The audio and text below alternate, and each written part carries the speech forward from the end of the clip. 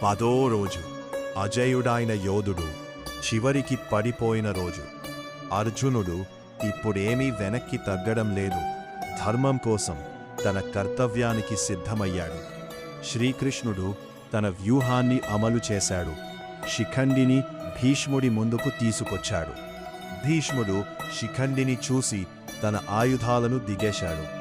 ఇది ఓటమి కాదు, ఇది ఆయన ధర్మం. అర్జునుడు హృదయం నొప్పితో ఉన్న తన కర్తవ్యాన్ని పూర్తి చేశాడు. అనేక బాణాలు ఒక మహాయోధుడిని కింద పడేశాయి. భీష్ముడు నేలను తాకలేదు, ఆనాలపైనే విశ్రమించాడు.